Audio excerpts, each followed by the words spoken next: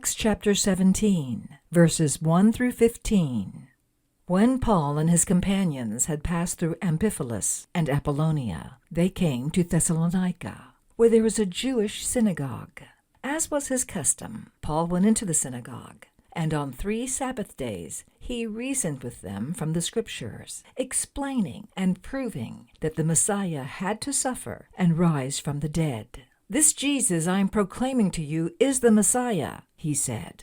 Some of the Jews were persuaded and joined Paul and Silas, as did a large number of God-fearing Greeks and quite a few prominent women. But other Jews were jealous, so they rounded up some bad characters from the marketplace, formed a mob, and started a riot in the city. They rushed to Jason's house in search of Paul and Silas in order to bring them out to the crowd. But when they did not find them, they dragged Jason and some other believers before the city officials, shouting, "These men who have caused trouble all over the world have now come here, and Jason has welcomed them into his house. They are all defying Caesar's decrees, saying that there is another king, one called Jesus." When they heard this, the crowd and the city officials were thrown into turmoil. Then they made Jason and the others post bond and let them go. As soon as it was night, the believers sent Paul and Silas away to Berea. On arriving there, they went to the Jewish synagogue.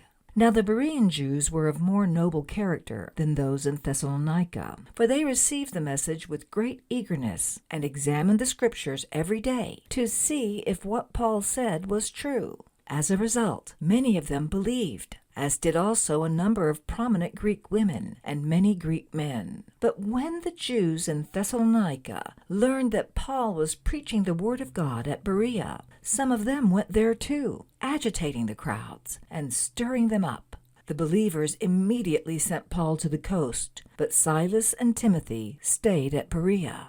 Those who escorted Paul brought him to Athens and then left with instructions for Silas and Timothy to join him as soon as possible. This has been a reading of Acts chapter 17, verses 1 through 15.